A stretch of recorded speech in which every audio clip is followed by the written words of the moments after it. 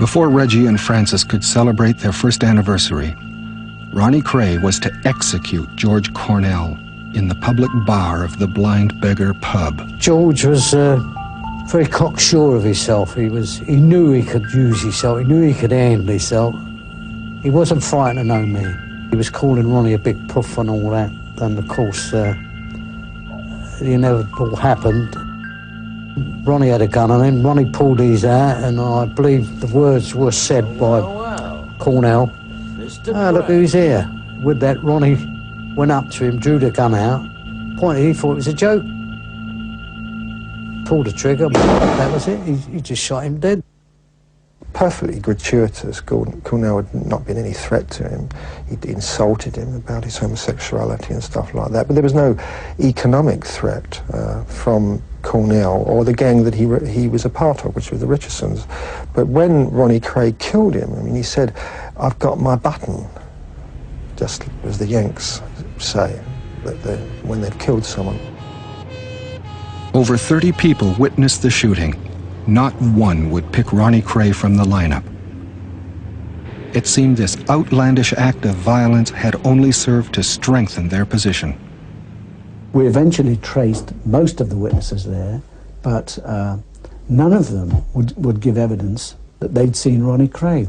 They were immovable because there was always this wall of silence. First of all, this natural wall of silence that people in the East End don't talk to the coppers, and the second thing was that this wall of fear. Cornell's killing escalated a long-standing feud with the Richardsons, a rival gang from south of the river. To support them in this campaign, the firm wanted Frank Mitchell, the Mad Axe Man. In 1967, they arranged his escape from Dartmoor prison. A massive search ensued. He was hiding here, a flat in the East End of London, looked after by Albert Donahue, a trusted member of the firm.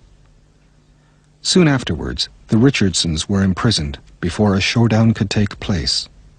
Mitchell was still a wanted man, but not by the Krays.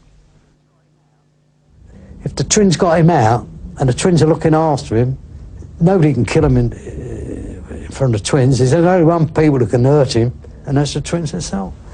The only thing I'll put it down to, he got too much trouble. He was a great big massive guy. I can assure you they could chew and eat them two, plus half of the firm for breakfast and think nothing of it. He's a great big massive guy, strong as a lion. Maybe he got out of line, they couldn't handle it. They couldn't handle him, they didn't know what to do, and the only thing they knew how is get rid of him. Couldn't put him back in prison, they couldn't just, because they would be letting themselves down in front of the firm by grassing him up. They can't say, "Come and get Mitchell, he's here." That's grassing. Them days it was never ever heard of. Nobody grassed in the underworld them days. Frank Mitchell's body was never found. Officially, his murder remains unsolved. The story of the Krays has several victims, none sadder than Frances. Amidst the glamour, she had become increasingly disillusioned with her life and found it impossible to escape the notoriety of her husband or compete with the intensity of his relationship with a twin brother. I think Ronnie mixed the pudding up there quite a bit, and very much the domineering factor of the two. He might have got, I don't know what he'd done to Francis, but all I know is he was constantly rowing. In June 1967, Frances killed herself with an overdose of tablets.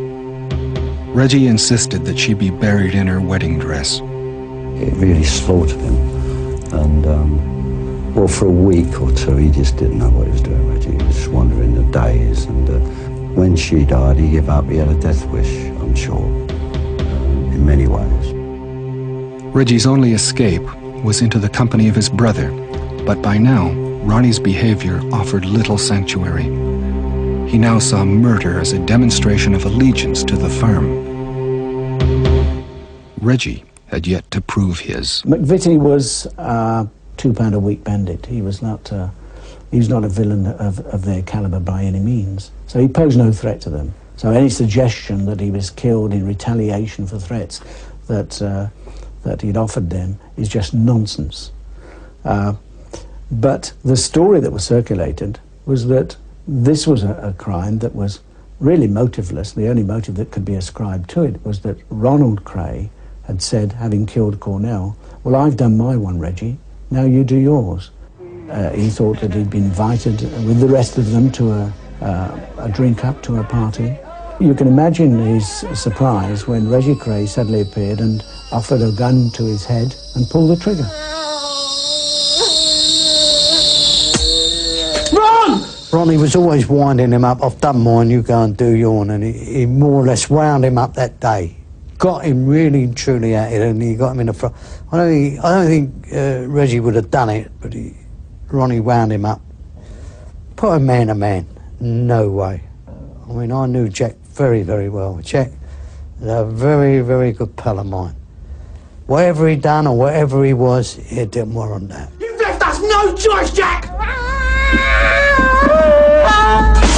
He tried to get out of the window, but he was dragged back by the people there, and then he was held by Ronnie Kray, and by this time Reggie had been given a kitchen knife, one of those long serrated kitchen knives.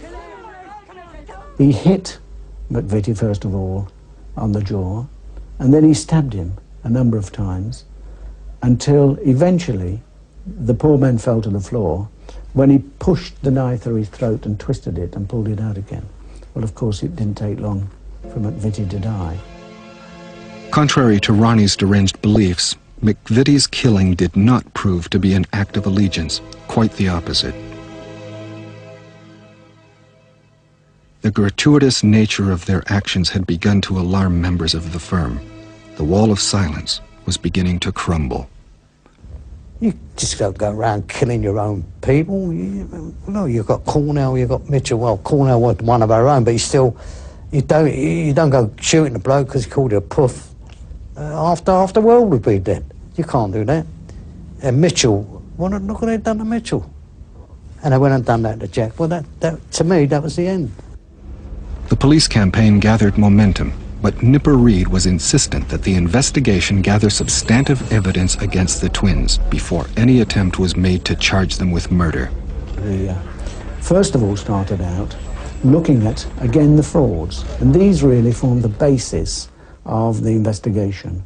And so we went on from there to investigate any other kind of crime, with the exception of murder. And this was a very positive decision that I made, because I felt that if we started to investigate murders, then the question of the witnesses' safety might be jeopardized.